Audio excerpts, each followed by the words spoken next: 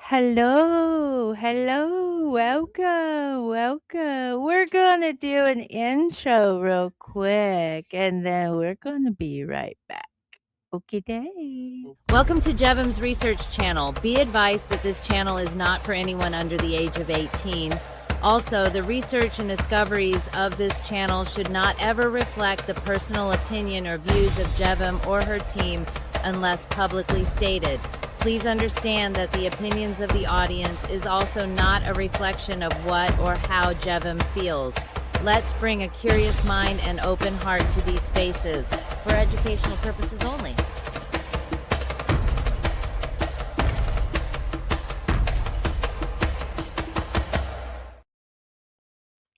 Good morning. Good morning, everybody. Happy Valentine's Day, y'all. Happy D-Day. Happy Valentine's Day. Yeah, we are holding the mic because we learned it sounds way better. And it's a nifty prop. It's a nifty prop. Yeah, it gives magic and meaning. Okay. Hey, girl. Hey, how you doing? How you doing? How you doing today? You doing all right? Hey. We thought we would get into some updates before we got into this book. I have no idea what to say about this book other than I just follow connections and dots and brain said look. So I just barely got it open and said yes. Yeah, it's connected too. Okay. Cat issues. Cat, yeah. We have one she's been on with. Show it all the love. All the love. So what is going on with the book? Oh, today is Valentine's Day. We're supposed to go look at a place because we're moving.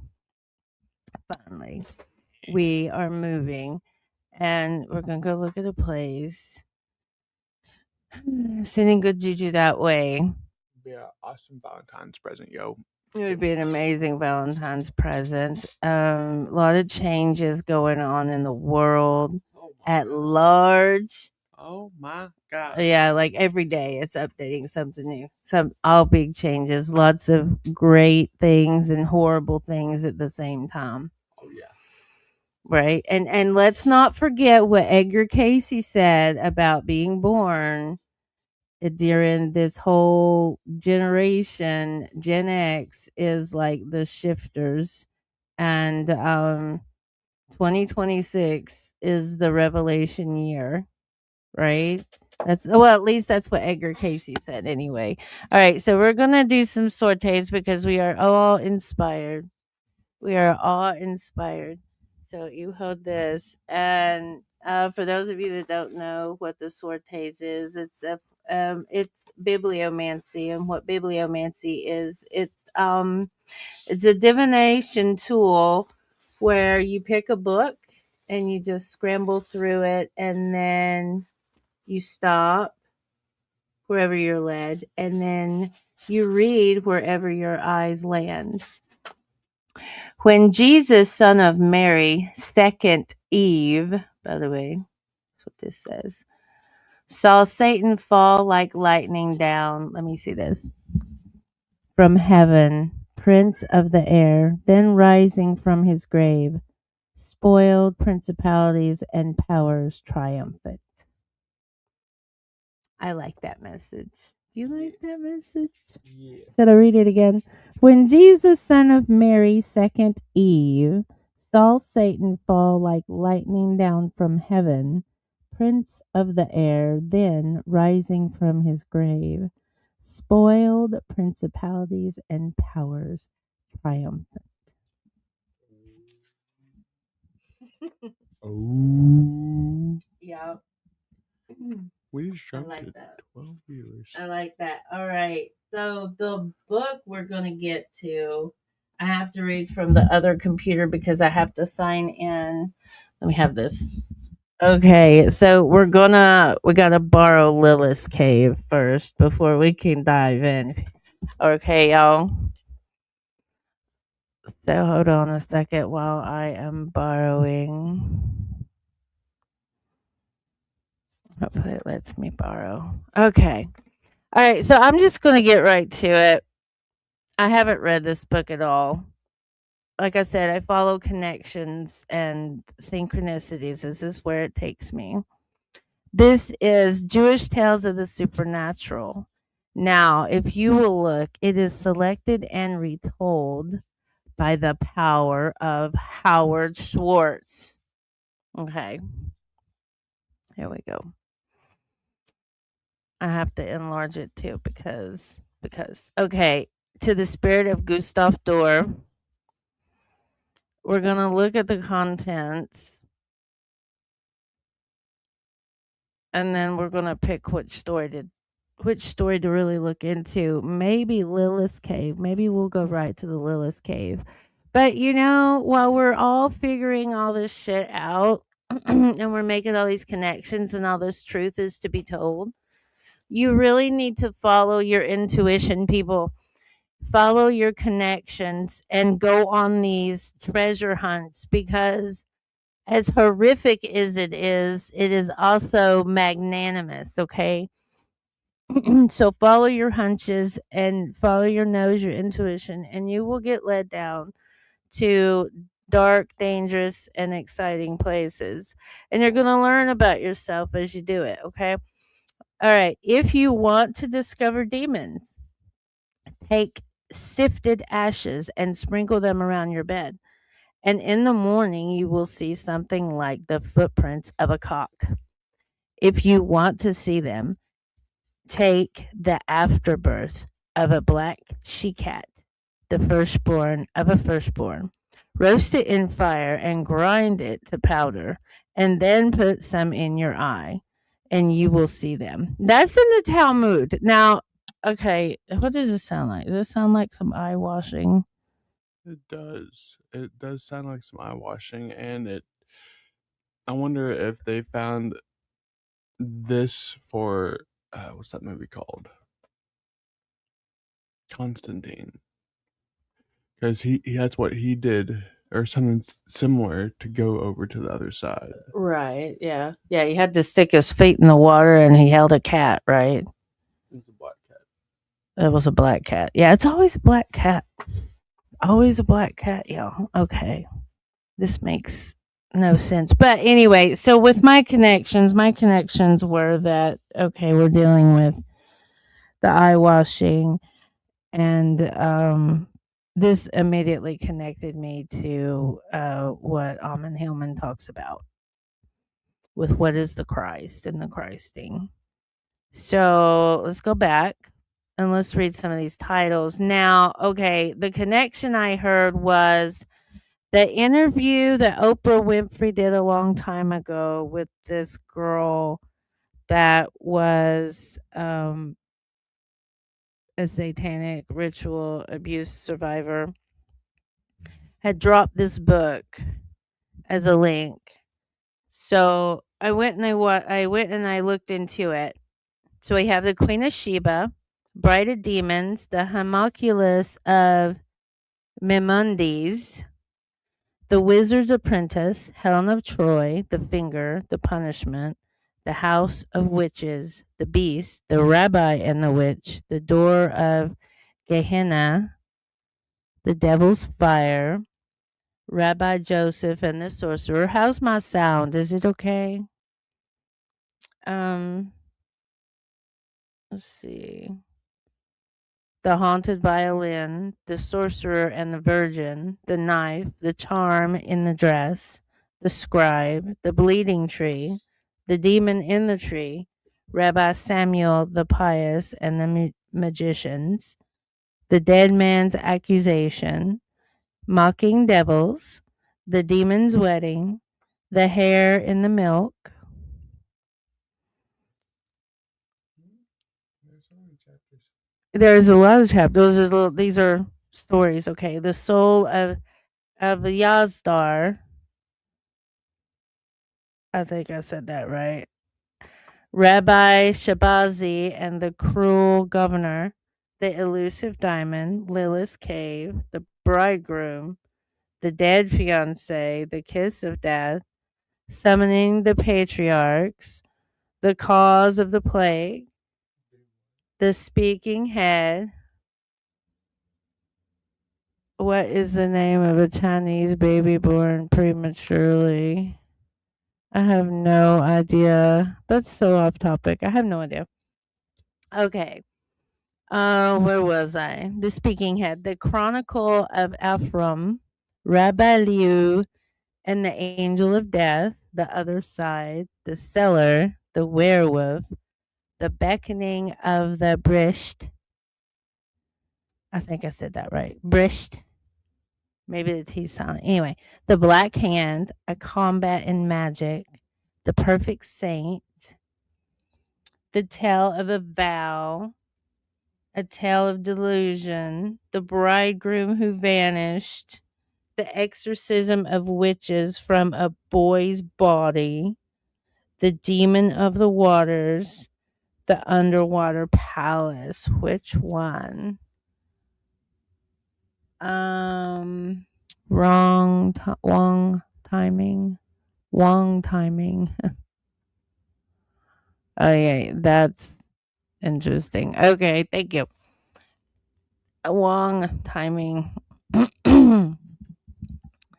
Do you want to go? Let's go. Do y'all want to just go straight to Lilith's Cave 128? Let's go there.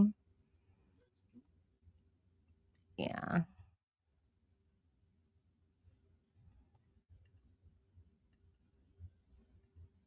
See, in order to figure out stuff, you have to be able to make connections, follow signs.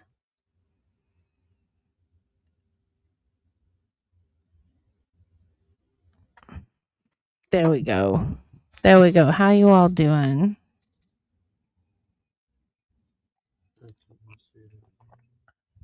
Oh, okay. Yeah, they're probably. There it is. Yeah. Hello. Who is that? Wait, there's somebody there I didn't even see. Hold on. There's a few. Jimmy Winters, your comment did not come up if you're there. Sorry to say. Hello. Yeah, there's people's comments not coming up. That's interesting. Okay. Lilith's Cave. Now, one thing is very interesting is that, well, women are always at the fall. We're always the reason. It's all our fault. I'm sorry the mother wounds are really bad. Y'all men just need to put your big boy pants on. We're working on that. I have a Dear Jane letter for one of them that's just not making us look any better. I'm sorry, y'all. Okay.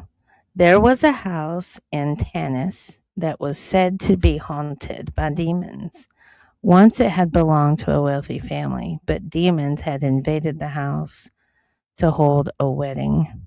And when the wealthy owner had resisted, neither he nor his wife had ever been seen again. After that house was boarded up and no one entered it. At last, the house was sold for next to nothing to a man who planned to tear it down and build another in its place. But before he did, his wife convinced him that they should examine it and take for their own any valuables that might remain there. Though reluctant because of the rumors of demons, he finally agreed that they would go there together and search for anything of value. When the old people heard of their claims, they warned them not to go, but they refused to heed them. When they succeeded in opening the front door, the couple found the extensive furnishings inside had mold. Nothing of value had survived. But before they left, the wife insisted on opening the door to the cellar as well. Did I get the Lilith one? Okay, we are in Lilith's cave right now. According to this book, anyway.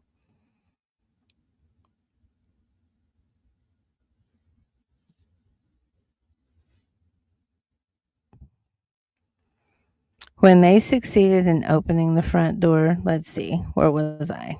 Sorry. All right, the cellar as well. And at last, the husband kicked the door in, despite the fact that the demons were rumored to have made their home there. Much to their surprise, they found the cellar furnishings in perfect condition. None seemed to have aged at all. They were worthy of a place in a palace, and especially valuable was a mirror, ooh, with an ornate gold frame, which in itself was worth far more than they had paid for the house. Wow, so we're talking some heavy magic here. Yeah. The wife brought the mirror and all of the fine furnishings in the cellar to her own home and proudly displayed it. She hung the mirror in the room of their daughter, who was a dark-haired, was that conquet. The girl glanced at herself in the mirror all the time, and in this way she was drawn into Lilith's web. Uh-oh, more mirror magic. Mm-hmm. We're talking, yeah, like Alice and the Looking Glass and mm-hmm. For that mirror had hung in the den of demons, and a daughter of Lilith had made her home there. Wow. And when the mirror was taken from the haunted house, the demoness came with it. For every mirror is a gateway to the other world and leads directly to Lilith's cave. This is the cave. Talking about mirror magic. Lilith went to when she abandoned Adam and the Garden of Eden for all time. The cave where she sported with her demon lovers. For these unions, multitudes of demons were born, whose flocked from that cave, and infiltrated the world. And when they want to return, they simply enter the nearest mirror. That is why it is said that Lilith makes her home in every mirror. Now, what's it? That's reflective magic. That's looking at yourself. But that can go into like the tale of Narcissus too, like narcissism. It's like they're pinning Lilith as the first narcissist. Yeah. Maybe Lilith was because she refused to let, Adam dominate her. Who knows? Yeah. 9 months after the wife brought those furnishings into the house, that's interesting, right? 9 months. She was found dead one morning, having choked on a feather she breathed in from one of the silken pillows she had taken from the cellar. Why would you take a pillow from a cellar? That's just anyway. Yeah, yeah. After her death, her husband sold all of the furniture and gave the proceeds to charity. He only wanted to get rid of it. All he kept was the gold frame mirror, for his daughter refused to part with it. In the days that followed, things went from bad to worse. During the day, the girl avoided her household duties, nor did she give her widowed father any assistance. Instead, she spent her time before the mirror admiring herself. Major narcissist. What does that remind you of? On internet addictions. Oh yeah, that's something that you cannot get away from. It's the You black. can get away from it. It's really hard. Oh yeah, it's similar to the Black Mirror. Yeah. Yeah, and this is new. Wow. Okay. In the days that follow, okay, where was I? Now the daughter of Lilith, who made her home in that mirror, watched every movement of the girl who's poised before it.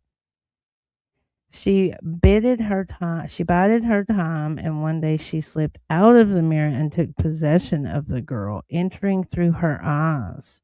In this way, she took control of her, stirring her desire at will. So it happened that the youngest girl, driven by the evil wishes of Lilith's daughter, ran around with young men who lived in the same neighborhood. Oh no, God forbid her do anything that was natural to her own body. This is going back to Freud stuff. Dr. Evil. Yeah, Freud stuff that, women were just born this way. Yeah, that they need the lobotomies.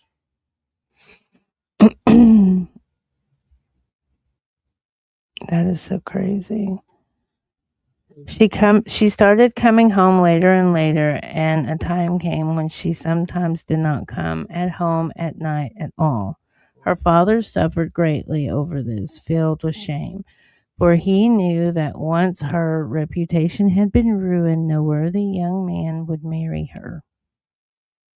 Man, But whatever happens to dudes' reputations, like, they increase with that kind of interaction. yeah, they get more Like sociable acceptability. it's so ass backwards. Like Right. it's your body. Why is your reputation getting better or worse for that? Right. And in this, he was right, for the daughter of Lilith possessed the girl. Never let her come close enough to any one young man to feel love for him. You see that? That's like narcissism. Oh That's like um painful childhood trauma too. yeah. What if this book is of different forms of narcissism? I don't know. Though this is the first tale we've read, so it's hard to say. Yeah, but it seems like it's gonna be interesting. I mean, the writing of the author seems like it's keeping our attention. Hmm. Yeah, there's some weird shit going on. For if this had happened, the power of the demons over the girl would have been broken. Instead, she drove her own, commanding her roving eye to seek out yet another. So she commanded her demons instead of opening them and freeing them, basically. Holding on to trauma. But yeah, okay. Once, when she had not returned home for 2 nights and her bed had not been slept in all that time, her father was possessed by a great fury and uttered a curse against her. The curse was so severe that even he was surprised to hear it spoken. May the Lord return my unworthy daughter into a bat, flitting around from place to place, from one man to the next, without ever becoming attached to anyone. That's horrible. Because she has chosen to abandon herself to the night, may she be doomed to live in the fuck shit darkness, and may she be fated to bear this curse as long as the shame lives in my heart. Horrible. Okay. This is an old oral tradition. At that moment, the young woman in the arms of a young man suddenly screamed and vanished from the room. And all that he saw in that instant was a bat that flew out of the window, uttering a terrible cry. Tunisia Tunisia oral tradition. That's some craziness, y'all. Yeah. Looking in the mirror and coming undone. Wow. That's just wild. Let's go look because that sounds so much. Mm,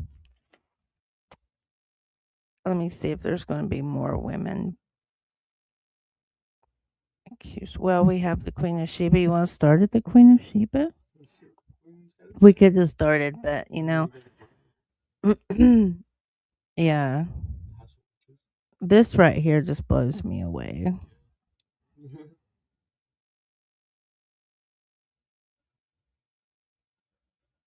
Research and editing. So there was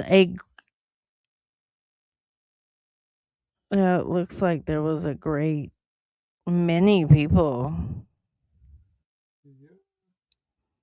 involved in collecting these stories. That's what it looks like.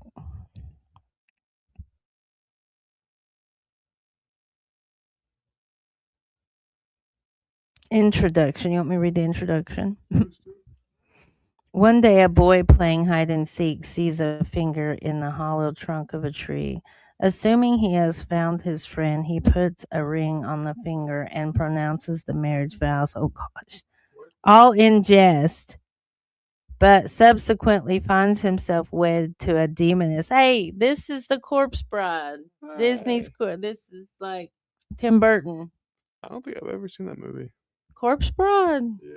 Really? Okay. Well, this is what it sounds like. Corpse Bride. She in turn kills each of his human wives. How many did he have?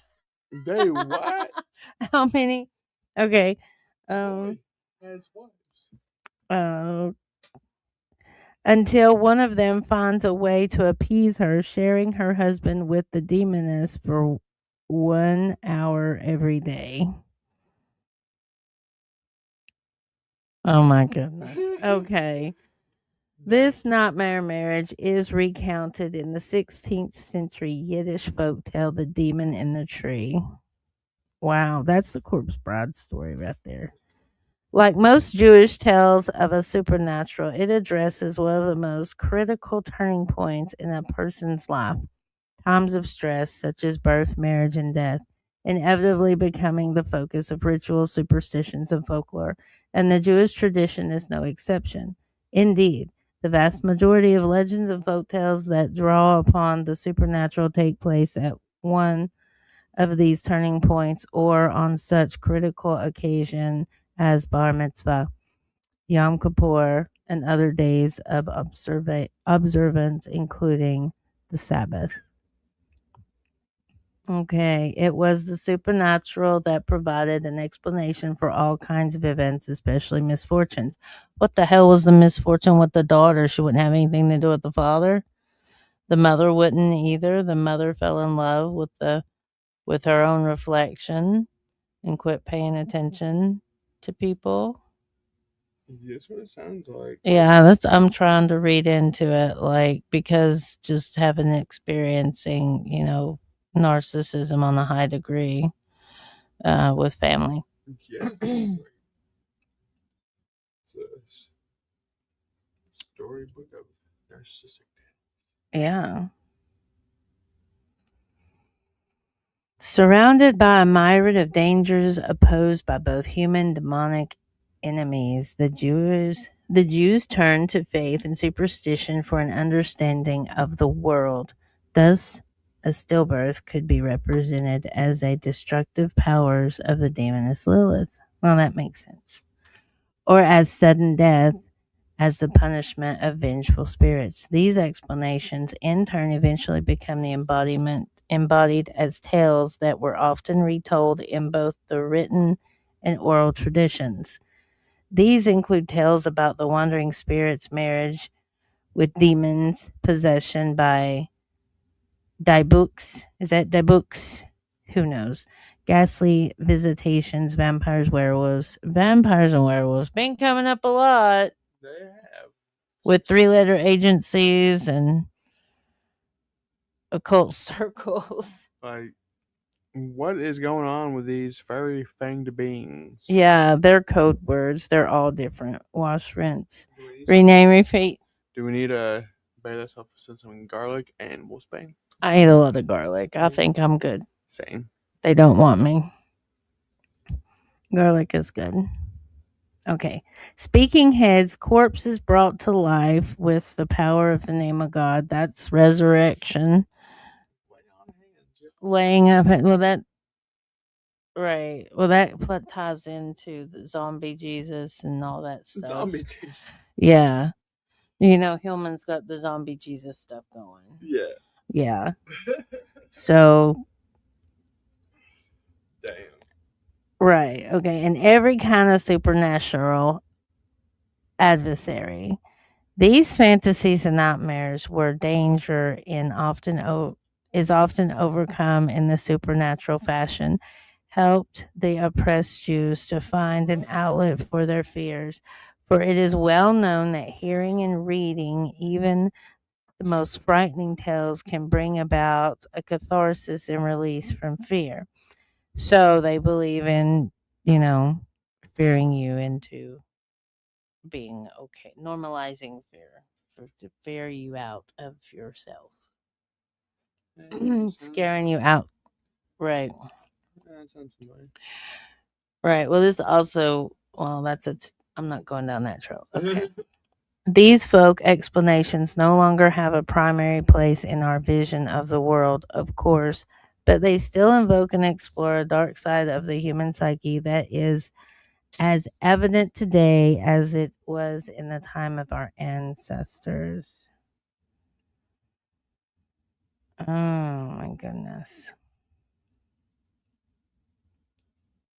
The role of the supernatural in Jewish life and lore is one of fascinating contradictions. On one hand, there is a clear biblical injunction against supernatural practices. There shall not be found among you anyone that maketh his son or daughter to pass through the fire, one that useth divination, a soothsayer, or an enchanter, or a sorcerer, or a charmer, or one that consulteth a ghost, or a familiar spirit, or a necromancer. For whosoever doeth these things is an abomination unto the Lord. That's Deuteronomy 18:10-12. Don't you dare rely on yourself or your neighbor. Don't you do it. Don't do it. Don't. Okay. On the other hand, even in the biblical account of King Saul and the witch of Endor, where have you heard that before? Holdor. Moldor. That. That's very close to Moldor. Yeah. Isn't that very close? Okay. That's 1 Samuel 28. This injunction is ignored as Saul has the witch invoke the spirit of the prophet Samuel. See, it is diabolically hypocritical. Likewise, sorcery is reported to on a great many occasions in the rabbinic literature. Sorcery not only by wizards and witches, but even by some of the most respected rabbis.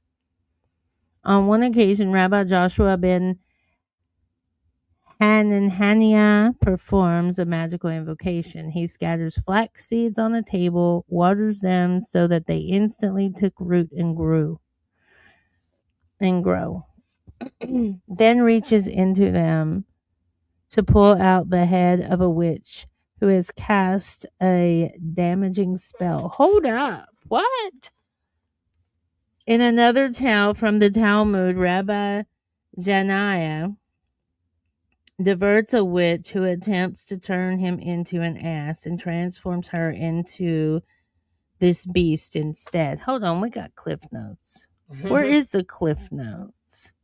They must be at the end of the book. Okay. What the heck you do?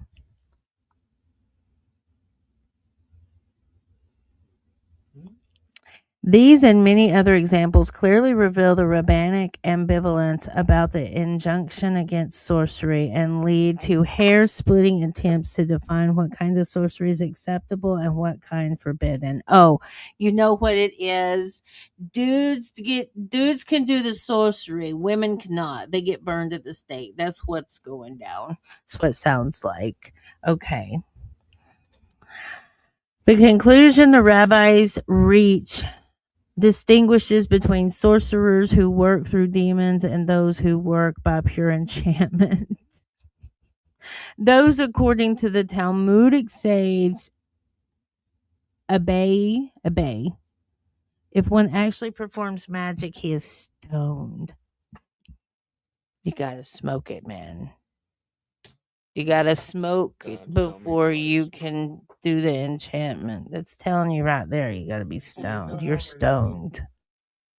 times I've been told, don't do that before you do this stuff. Yeah. And I'm like, Yeah. Don't do it. I do what I want. Yeah. Fuck you. Sorry, y'all.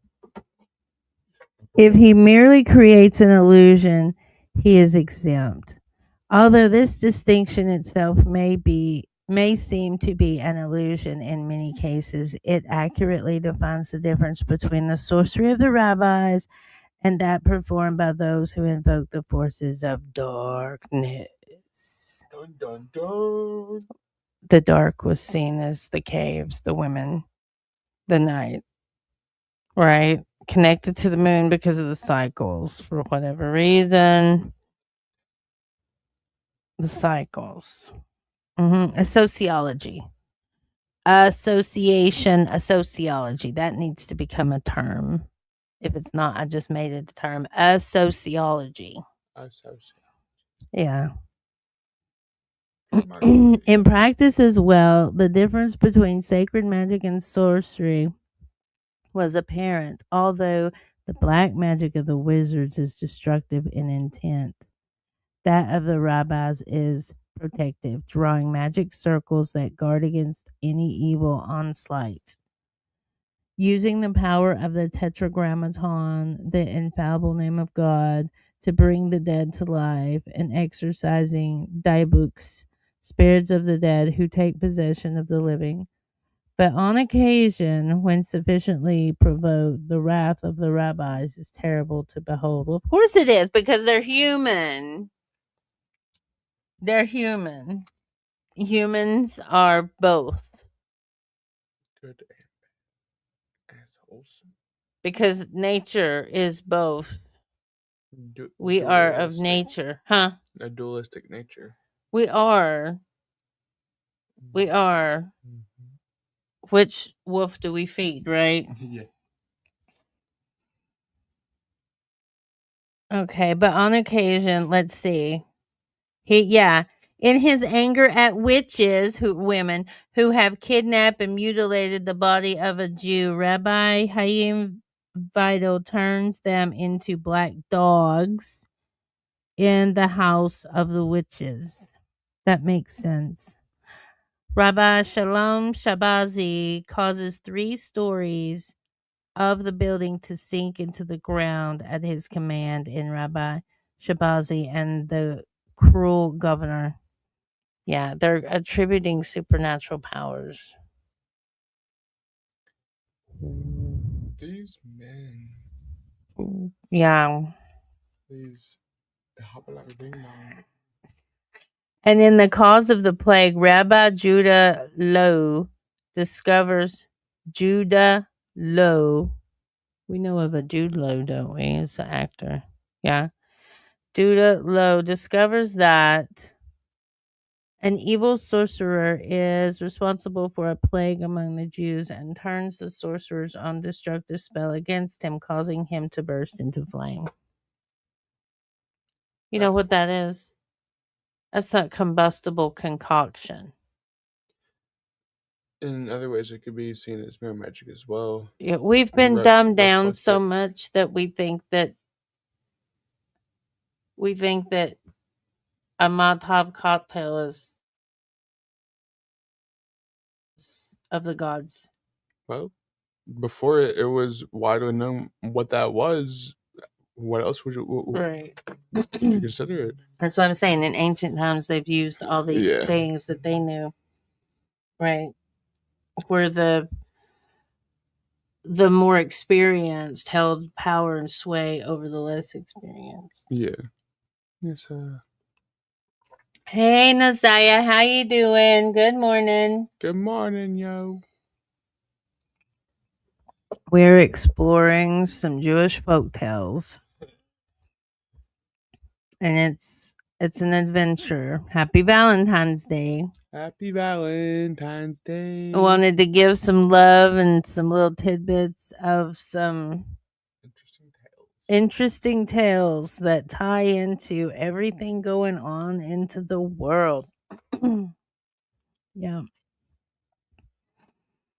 Such great power holds the danger of being abused. And this theme is found in several striking tales, especially that of Rabbi Joseph della Reina, who first tries to force the coming of the Messiah by capturing Asmodeus, king of demons, and his queen, Lilith, in the Helen of Troy. The Helen of Troy. See, It's another female. everybody keeps trying to force in the coming of God and Jesus. They don't. I mean, this ties into Frankism. Oh yeah. All about the Jeebus. It ties into Frankism. Guilty by or redemption through sin. That's what I meant. Yeah, yeah. See, I'm working on my degree in sociology, associating things together. Yeah. I've created a new term. Thank you, darling. It's called sociology. Hey, look, if other people are creating new words all the time, I can do whatever I want. I've done figured that out. Oh yeah, you gotta say, fuck you, I won't do what you tell me. Yes. Because having the ability to do something that you want to do instead of doing what others want you to do is just so much more gratifying and makes things a lot more achievable. All right, Joseph della Reina succeeded in capturing them, but falls prey to their deception, is defeated, and afterward becomes a mad wizard, tutored by Lilith in the ways of black magic. Another tale. See, we are absolutely. This whole book is about woman's damnation. This whole book. I mean, it's And they want us to believe that because they honor Shekinah, that it's not as patriarchal as it really is. it's extremely. I mean, Mm-hmm. I've seen quite a few very misogynistic Jewish men. Mm-hmm. Yeah, it's there. It's everywhere. Okay. Everywhere. The homunculus of Memonides, I think I said that right, betrayed the great philosopher and theologian as a sorcerer intent on creating an immortal being of unlimited powers. What's that sound like? Unlimited powers. Unlimited powers. It sounds like the robots that we have. The AI shit. Yeah, that's what it sounds like. This has all the earmarks of a folk expression of the attitudes towards Memnondes, I'm going to call him Memnondes, found in the ante-Memdian controversy in which the opponents of Memnondes portrayed him in the most negative terms.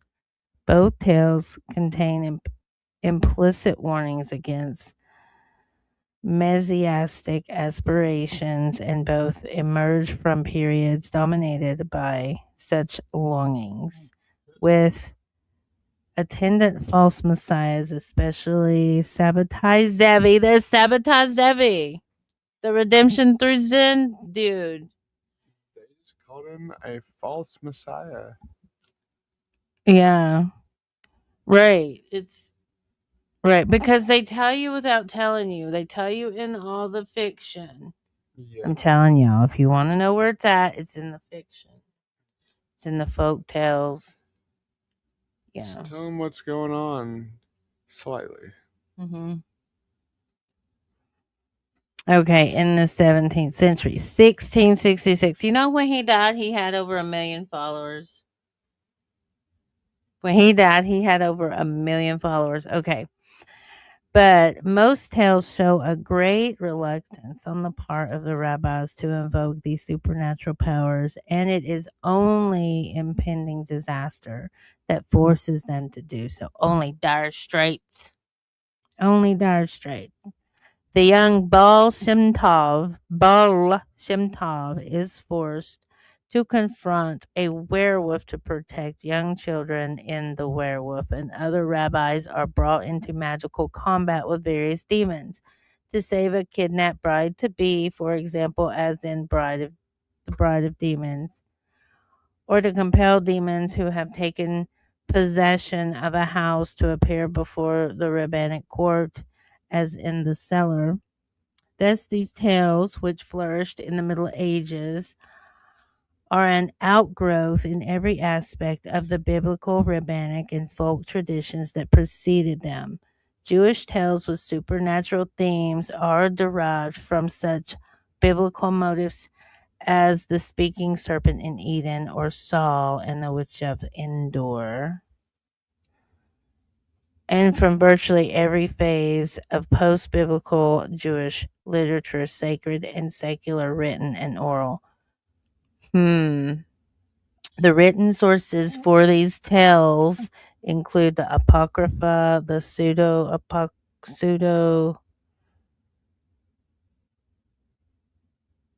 I don't know what that is. What is it? Pseudo Pragpara, I think it's Pragpara, the Talmud, the Midrash, medieval Jewish folklore, and Hesiadic text. Some variants and additional tales can be found among those collected orally from various Jewish ethnic sources, including the published in this century in Yiddish by Y.L. Cohen and Emmanuel.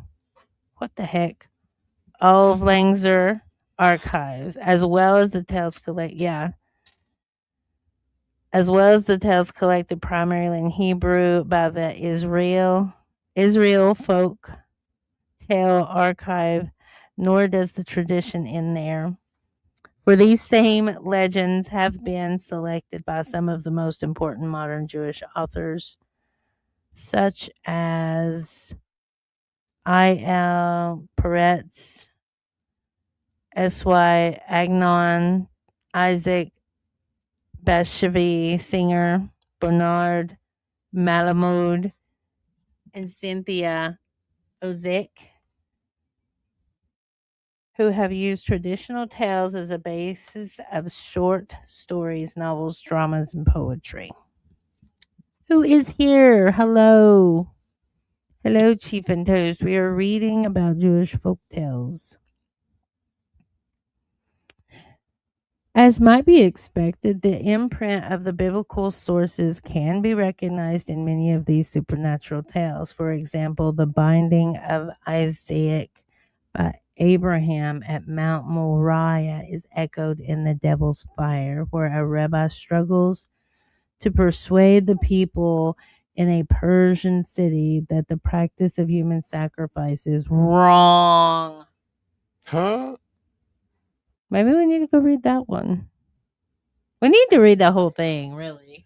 Yeah, we should make this like a thing that we do occasionally. Yeah, we could like go through it and get to it. Because Yeah. there's some interesting tales in what we've read so far. Mm-hmm. A lot of the things that coincide with kind of what's going on with a lot of the other stuff. Mm-hmm. While we're in the age of awakening and revealing. The autonomy of the AI shit. Yeah. I don't know what you were getting at there, but I'm going to try. Once you make sense of it, you can tell us what you were talking about. Okay. Yeah. That one, The Devil's Fire, looks really good. The rabbi witnesses the abhorrent practice himself and later learns that the reason the people are so willing to leap into the flames is because they believe they will soon return. Okay, so it's reincarnation.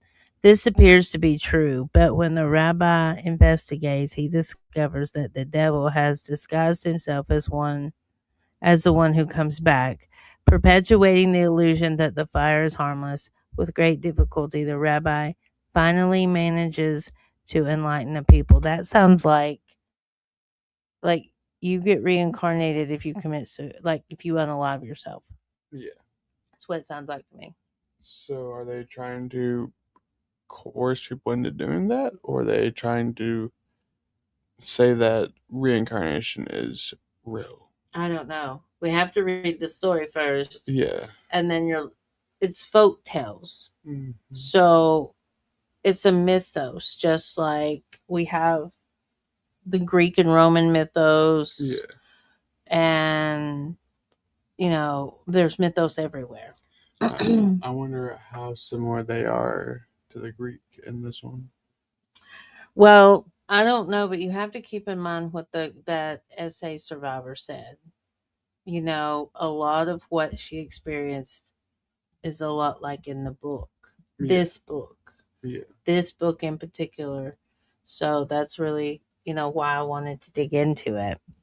Because of what's in this book. Where was I? So yeah, it sounds like a reincarnation and unaliving. This appears to be true. Let's see. He enlightens his people. He's got to keep them from throwing themselves in. It is generally recognized that one primary purpose of the story of the binding of Isaac was to announce in clear terms that all human sacrifice for Jews had come to an end and was to be replaced by animal sacrifice. And animal sacrifice came to an end after the destruction of the temple. The rabbi in this tale then can be seen as attempting to blot out the practice of human sacrifice among pagans, sorry. At one time, the story is cast in the form of a tale of terror. Well, of course it is. Of course it is, because, they're separatists. They're like God's chosen people. Right. They're the biblical chosen people. Another biblical theme, that of Joseph cast into a pit. Now, Joseph was the one with the coat of many colors, right? He was the one that had he had prophecy. He was the truth speaker. Prophets are all truth speakers. They have to be able to Yeah. speak to the people to get them to really understand. Yeah, well, blue light toxicity says that truth is not understood as truth. Okay. Another biblical theme is about Joseph cast into a pit is echoed in the tale The Chronicle of Ephraim, where an evil wizard causes a Jewish family to be cast into a pit to die. The mother gives birth there, and then the wizard learns this. He offers to free them in exchange for the child, and with no other choice, the family relinquishes their son to him. Oh, we're talking about families in pits and birthing babies down there as a Jewish folk tale. Okay. He raises the boy as his own, attempting to hide the boy's Jewish heritage from him. Right, because you're not Jewish unless it comes from your mother. Right? Is that what they say? Okay. Okay. This theme is also echoed in the Midrash literature in the tale of Moses being cast in a pit where he survives for 10 years, secretly assisted by Zipporah, whom he eventually marries. There's a cliff note for that one. Never heard of Zipporah. Have you ever heard of Zipporah? No, I have not. I was raised sort of kind of in the church to read the Bible, and I always heard of Moses. I never heard of Zipporah. Has anybody watching ever heard of Zipporah? That's what I would like to know. Yeah, from a young age, I kind of went against the church. Yeah, me too. So, but even so, I've never heard that name in any of the things that we've watched, listened to, read. That name's never come up that I can remember. Right. No. I would remember a Z name. Z names are often tied to Zoroastrianism. So, Zoe. Okay. Zub, zub. Let's see. In each of these cases, the one cast into the pit has an extraordinary nature. Joseph, most beloved of his father and mother, Moses, the Redeemer, and the boy Ephraim, who is born casting an aura of light, as was said of Noah, casting an aura of light. That would have to have been like super blonde, because what I've learned about the blondes, the ones that have that Platinum. like the shiny in the sun, they look like they're wearing a halo because like the light cast around their heads, it looks like a freaking halo. Yeah, it's the A light, iridescence. yeah, the light, yeah, reflects. I mean, that could be completely unrelated, though. I mean, who knows? But we'll see. Thus, does the biblical episode of Joseph in the pit become an archetype for a stage in the experience of those destined for greatness? The dark pit symbolizing danger in which they miraculously survive.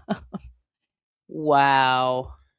Well, you are a gift into the world. Let's throw you into the pit. And if you manage to survive, then, well, you're just better for it.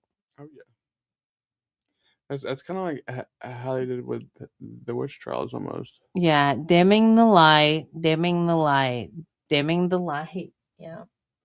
Yeah. Okay. Let's see. Moving on.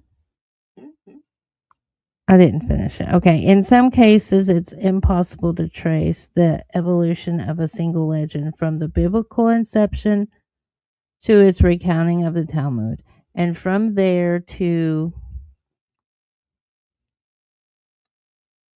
the version found in the Midrash, and then retold in the Middle Ages in the medieval folklore, and echoed as well in some Hasidic tales. The Jewish literary tradition is unique in this, for in no other culture is it possible to trace the evolution of legends in written form throughout the ages. Well, I wonder why.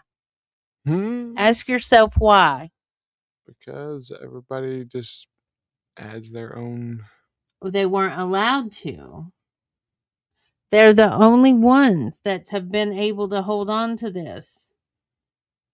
Any type of tradition, any oral tradition. Yeah, like Why is that? because they are amongst. I feel the darker side of evolution. Mhm. Yeah, well, yeah. Yeah, this is a dark evolution. Among the legends with biblical origins and rabbinic and folklore elaborations, none of the greater influence than that of Lilith. Yeah, because she's the reason for the fall. They're going to blame a woman. Oh yeah. It is not an exaggeration to say that much of the demonic realm in Jewish folklore grew out of the multifaceted legend, which came into being as a commentary on one passage of the Bible, male and female, he created them. Genesis 1:27. This passage was interpreted by the rabbis to mean that the creation of man and woman was simultaneous, whereas the later accounts of the creation of Adam and Eve appear to be sequential, working on the assumption that every word of the Bible was literally true. The rabbis interpreted this contradiction to mean that the first passage referred to the creation of Adam's first wife, whom they named Lilith, on the other referred to the creation of Eve. So there's your division of your light and dark woman, the whore and holy one. This initiates a long legend of Lilith, whose name actually appears in the Bible only once in a passage from Isaiah. Ye Lilith shall repose there. Isaiah 34:14, referring probably to a Babylonian night demon. Huh. Of the post-biblical text, a few references to Lilith are found in the Talmud, where she is described as a demoness with long black hair. And a demoness with identical characteristics is found in the apocryphal text, the Testament of Solomon. But the earliest version of the legend that portrays all of the essential aspects of Lilith is in the alphabet of Ben Sira of Persia or Arabic origin in the 11th century. The legend tells how God created a companion for Adam and named her Lilith, but Lilith and Adam bickered endlessly over matters large and small, with Lilith refusing to let Adam dominate her in any way. Oh gosh. Oh, jeepers. She thought she was of equal merit. I mean, I wonder if at that time, if man would have been, I don't know, not so stuck up his own ass and actually understand and give what is needed, how different the world would be. This is all Well, propaganda. I know. It's pure propaganda. Mm-hmm. Instead, she insisted that they were equal. Eventually, Lilith pronounced the infallible name of God and flew out of the Garden of Eden to the shore of the Red Sea. There, she made her home in a cave, taking for lovers all the demons who lived there and giving birth to a great multitude. This explains the proliferation of demons in the world. Oh, no. Oh no. Oh no. How dare her have sex with the others God forbid she do something for herself. and become the mother of the others? She's the one that got away. She got away. She got away. Your phone's going off. And we are going to be right back, you guys.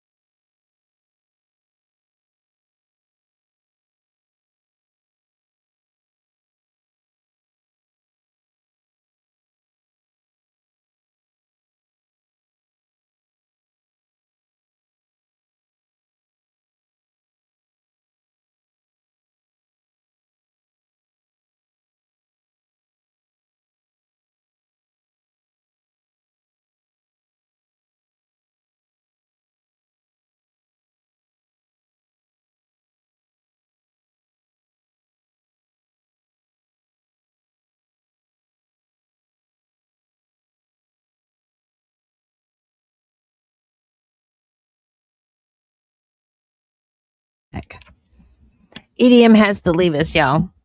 Can I give you this?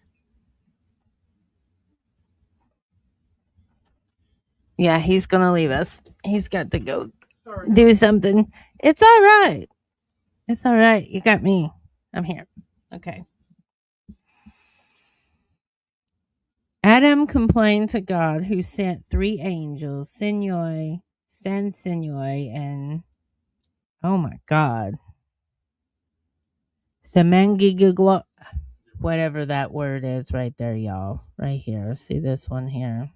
Yeah. I'm not going to try to butcher that. Okay. Okay. Okay.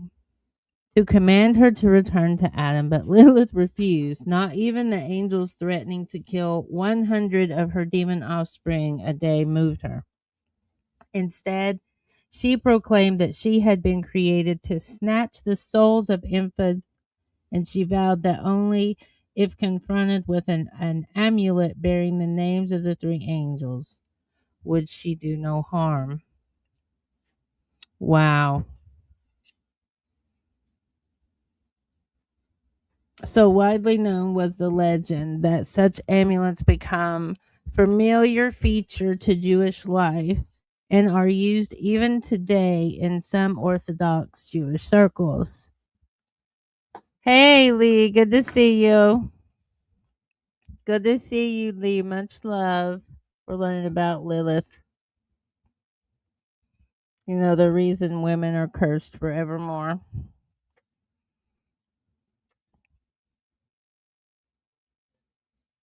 Since Lilith's flight from Eden, she has sought her revenge by slipping beneath the sheets of men who sleep alone and trying to seduce them.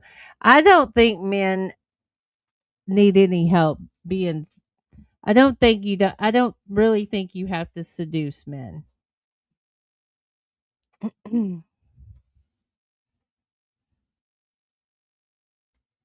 I don't. I think possibly some. Definitely when they're young and don't know what's doing, but yeah. So too does she attempt to strangle these infants in their cradles. But if she finds the amulet with the names of the three angels on it, along with the words "Out Lilith," she turns away and does not approach the child. Here's the thing: is virtue signaling for one, and it's very cultish activity that you have to wear a mark.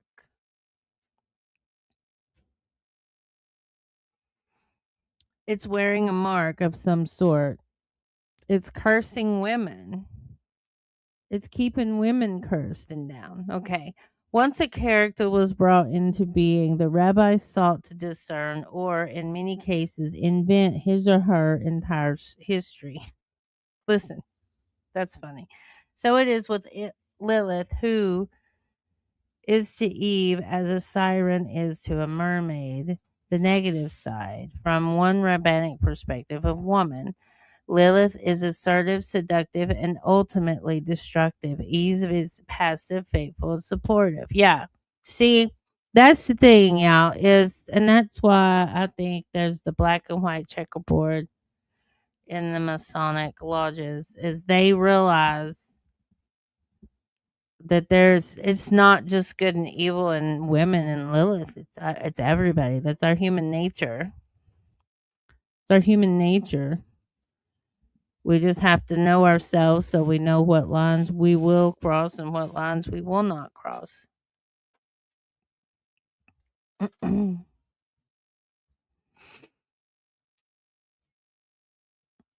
Thus, where the opposite poles depicted in the rabbinic sources and this negative characterization of Lilith served as the basis of the substantial body of demonic tales in medieval Jewish folklore and later Hesiadic sources.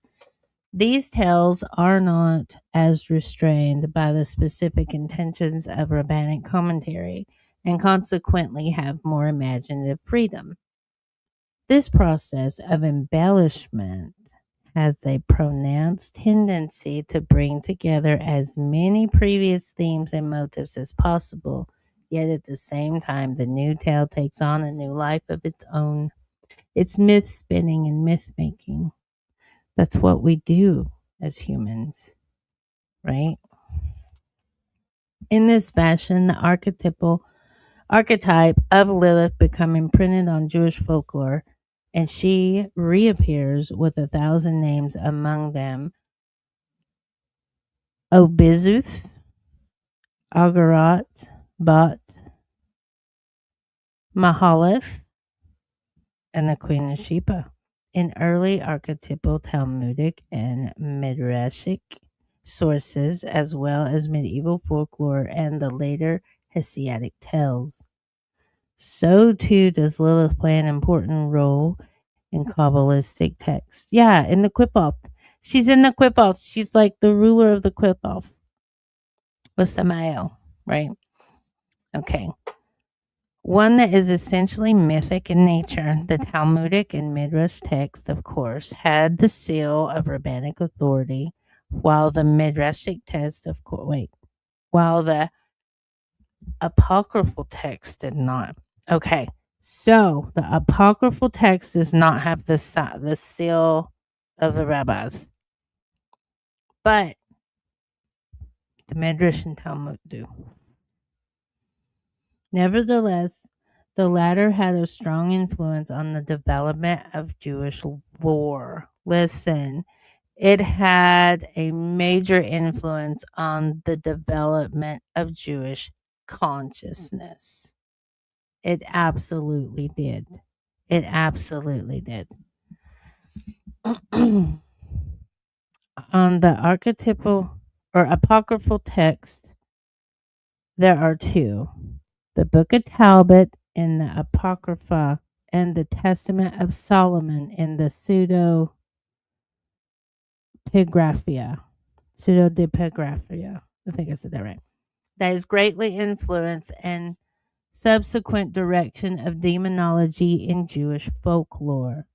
The Book of Tobit, I said Talbot, I meant Tobit, sorry, dating from around 2 CE, recounts the tale of Sarah, whose husbands all mysteriously die on their wedding night. Now, that is interesting. Hmm. Finally, Tobias is able to expel the evil demon Asmodeus, whom, it turns out, had killed each and every husband. This key legend prefigures both the subsequent career of Asmodeus as the king of demons and the pattern of a multitude of dybbuk tales in which the evil spirit must be exorcised. The Testament of Solomon surviving in a Greek text, interesting, which is estimated to have been written between the 1st century and the 4th century, has the earliest version of what became the Lilith legend. It also serves as the earliest compendium of demons who appear to King Solomon in succession at his invocation, and is the earliest text to cast King Solomon in the role of sorcerer, which become the primary model for him in subsequent Jewish lore. Among the demons compelled to appear is one who has all the witch-like characteristics of Lilith. After using his magic powers to invoke the demons, King Solomon commands them to identify themselves. Among them is Obizuth, who describes herself in terms virtually identical to those later associated with Lilith. At night I sleep not, but go my rounds over all the world and visit women in childbirth. Divining the hour, I take my stand, and if I am lucky, I strangle the child. I am fierce. I am a fierce spirit of myriad names and many shapes. Very interesting. Solomon demands to know by which angel she can be defeated, as every demon has an opposing angel that is its nemesis. And Osbaluth replies, by the angel of God called Apharoel, also known as Raphael. If any man knows his name and writes it on an amulet for a woman in childbirth, then I shall not be able to enter her. This is the earliest textual reference to the amuletic tradition of warding off the demoness, which became so central a part of the Lilith legend. Solomon's description of the demoness is also of interest. When I, Solomon, heard this, I marveled at her appearance, for I beheld all her body to be in darkness. But her glance was altogether bright and cheery, and her hair was tossed wildly like a dragon's, and the whole of her limbs was invisible, and her voice was very clear as it came to me. This description links Osbaluth even closer to Lilith because the name Lilith has long been associated with Lilah, the Hebrew word for night, and Lilith's hair is said to be black. The fact that her body is invisible indicates the ability to transform herself into whatever shape she wishes, and she states as much herself. All of this indicates that the legend of the Lilith figure was a very old one indeed, coming back to at least first century and probably earlier than that. Here's the thing though, if you want to get real, if her hair was black, then maybe her skin was too, making her much harder to see at night. Anybody ever think about that? Anyway, sometime during the early Middle Ages, the legend of Lilith, the dominant female demon, merged with the legend of Osmodeus, the king of demons, and she became identified as his queen.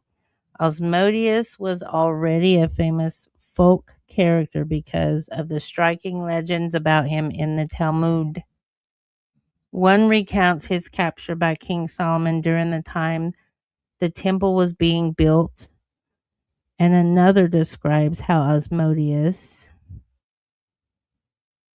overpowered Solomon and threw him a great distance, turning him into a beggar king. Interesting.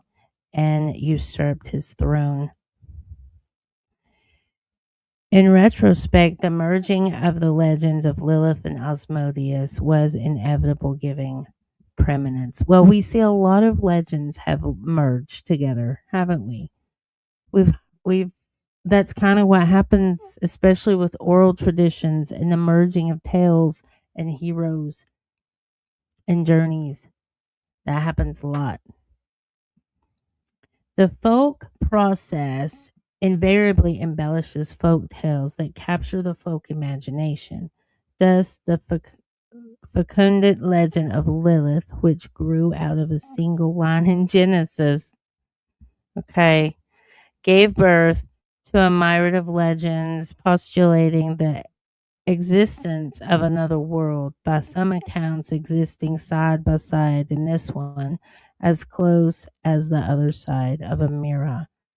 Well, we do know we are multi-layered, aren't we, in this world? Other by others in its own place, the yen vet, the Yiddish for the other world.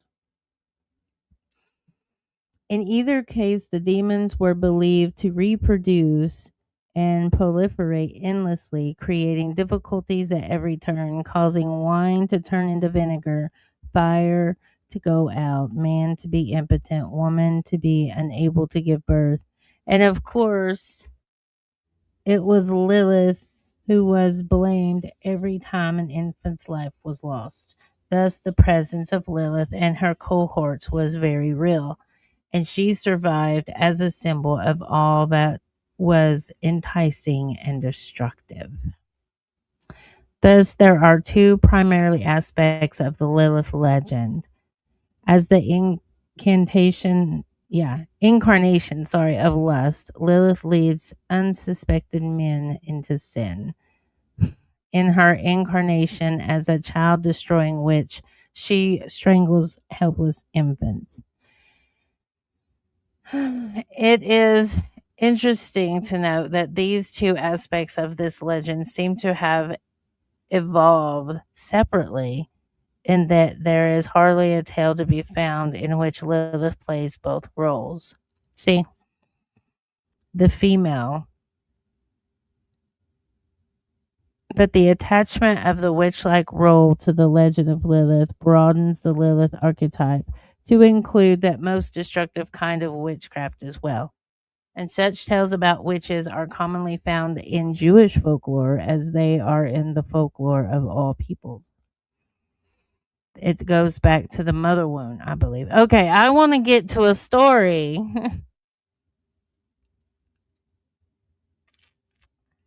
I want to get to a story. See, we got many more introductions to go through. Maybe we can go back to there's our cliff notes. Maybe we can go back to read more of the instruction. Uh but there's a naked woman in that one, so I probably won't be able to read that one in the picture. I could put that this was entertainment and educational purposes only banner. Where's my banner? There we go. This is artwork. I'm going to read a story. Hopefully, I don't get canceled. Okay. Maybe I'll just enlarge it and we won't see that side. There we go. How's that? Okay. All right. In the city of worms, gosh, there's so much that goes back to the worms of Germany, right? Okay. There was an innkeeper who was very poor. His inn, known as the Devil's Head, was on the outskirts of town. Who's that sound like? Somebody in Illuminati, maybe? Who knows? I don't know. I don't know. Okay. Few travelers stayed there, and those who did could barely pay for lodging. Wealthy travelers stayed at the other inn, the house with the sign of the sun. So we have a sun head inn and we have a devil's head inn. Okay. With the sign of the sun. Sorry, not the sun itself. The sign of the sun. That's it. Probably an equal arm cross. The poor innkeeper was very jealous of it and wished that his inn would flourish instead. One day, the poor innkeeper was in his storeroom, bemoaning his fate, when a lovely voice said, "Your riches are but an arm's reach away." Startled, the man looked around and saw a beautiful woman standing there with hair of gold, the most beautiful woman he had ever seen. Her dress clung to her body, revealing the ripeness of astonished the man. And her demeanor was worthy of a queen. "Who are you?" the man stammered. "I am the Queen of Sheba," she replied. "I have been sent to fulfill your dreams. If you will come to me at this time every day and give yourself to me, I will make you a wealthy man." The man could hardly believe what he had heard. His head began to spin, his blood became hot, and he was filled with desire for the woman who stood there, the very incarnation of lust. He did not consider how she had gotten there or how she could be the Queen of Sheba, and before he knew it, he found himself in her embrace. Afterwards, the Queen of Sheba handed him a bag filled with silver coins. And when he saw what it contained, the innkeeper was overjoyed, for now he would be able to pay all his debts and live as a wealthy man at last. It's very interesting. The next day, at the same time, the man came back to his storeroom, to which he alone had the key. There he found the Queen of Sheba bathing in a golden basin. When he entered, she stepped out of the bath. Naked, he was at once again overwhelmed by her beauty. As soon as she was dry to lay down on the bed, the man did not ask himself where the basin and bed had come from, but gave himself up to the delight she offered. And it was mid afternoon before he emerged bearing another bag of silver coins.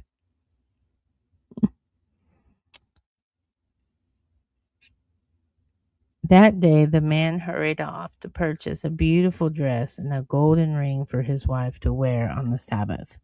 His wife was astonished by these gifts, but she did not ask to know where their wealth had come from. Instead, she celebrated with her husband, relieved that a little good fortune had come their way at last.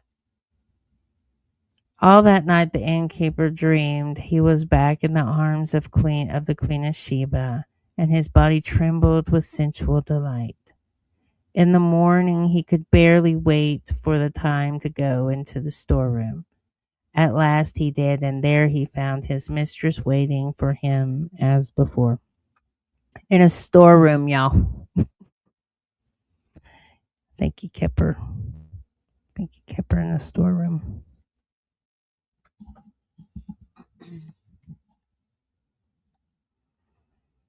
They embraced as lovers, and afterward, as the man lay back exhausted, the Queen of Sheba said, "By now you know how much abundance I have to offer you. Stay with me, and you will be a wealthy man. But if you speak about me to anyone at all, it will be on penalty of death." Wow. The man was startled to learn this, but he insisted he would never tell anyone, for his wife would surely demand a divorce, his children would never forgive him, and no one would frequent his inn. So she said no more about it and gave him another bag of silver coins from a store that he guessed must be inexhaustible. In the days that followed, the way of life of the innkeeper and his wife was completely transformed, as was the inn itself, which he had remodeled until it became far more luxurious than the house with the sign of the sun. The wife of the innkeeper purchased an entirely new wardrobe, and it became her custom to wear beautiful dresses, not only on the Sabbath and holidays, but on every day of the week. They acquired many servants to maintain the inn, and the innkeeper found that all of his tasks were taken care of by someone else. The only problem was that his wife began to wonder where the riches came from, but the innkeeper refused to discuss it, much to her frustration. And in the days of luxury that followed, she had very little to do but to muse about this matter and harp on it every chance she got. Meanwhile, the man returned to the storeroom every day to do the bidding of the Queen of Sheba, and she in turn saw to it that his riches continued to grow. By this time, the man had become a slave to the desires of the Queen of Sheba. He served her in any way that she saw fit, for by then his dependence on her was complete. Because the innkeeper refused to divulge the secret of their wealth, his wife began to spy on him to see what she could discover by herself. Before long, she noticed that he disappeared late in the morning and was not seen again until the middle of the afternoon. Soon she found out that he was in the storeroom during that time, and she wondered what he was doing in there. One day, she casually asked him about it, and he replied that he had gotten into a habit of napping on sacks of grain. This reply did not satisfy the wife. However, early one morning she took the storeroom key and had a copy made for herself. Then she returned her husband's key undetected one afternoon. When her curiosity could not be restrained any longer, she quietly opened the door to the storeroom while he was in it. So it was that she saw her husband asleep in the arms of the Queen of Sheba.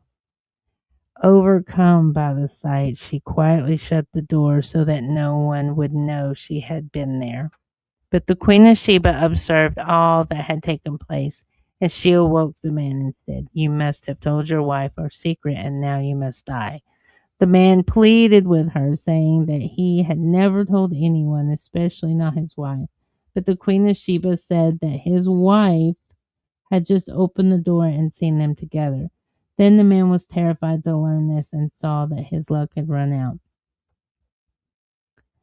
But he so begged for his life that at the last she agreed to spare him. "But you will never see me again," she said, "for I will never come back to you. So too will your wealth disappear. I am taking back everything, and I intend to strangle the two children that I have had with you." Hold on, where was that in the story? That's like a Medea story. What?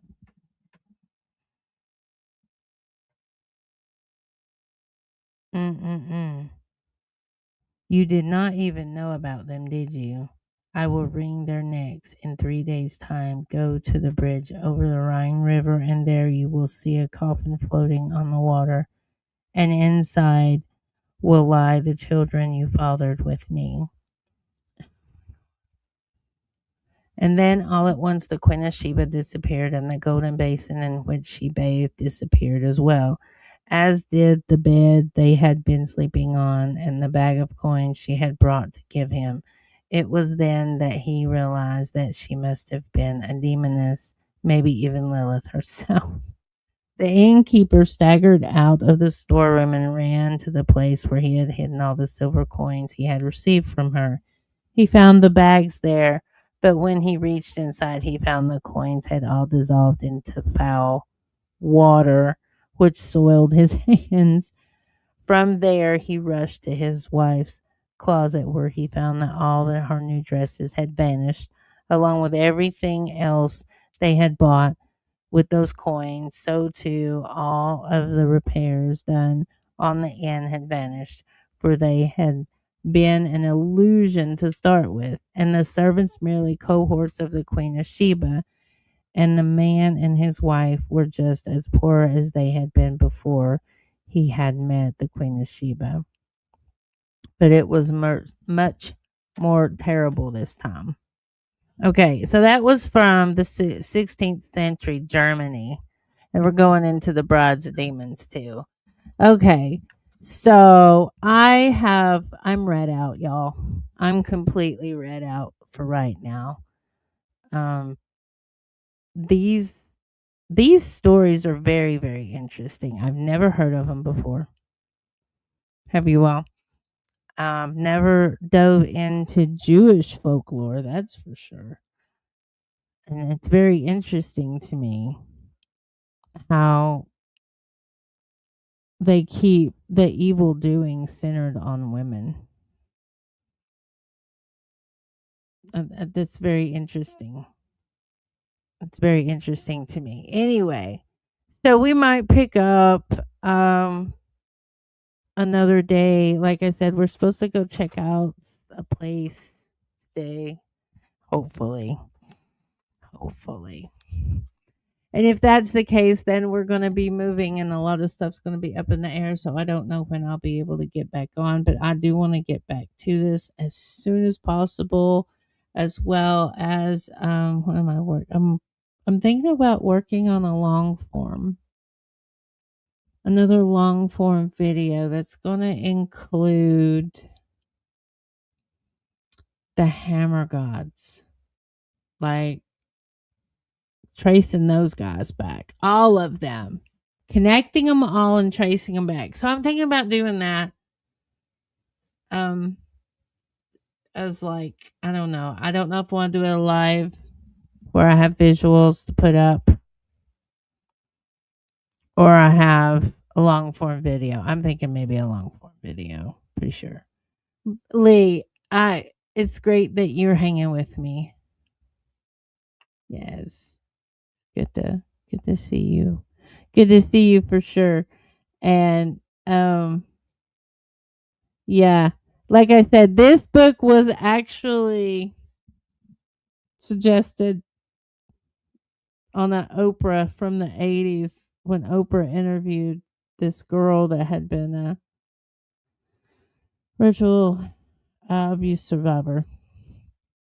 And I'm like, okay, I'm going to go look at it. All right. Thank you all for hanging with me. Have a great, great morning. Happy Valentine's Day. Love yourself. Love those around you.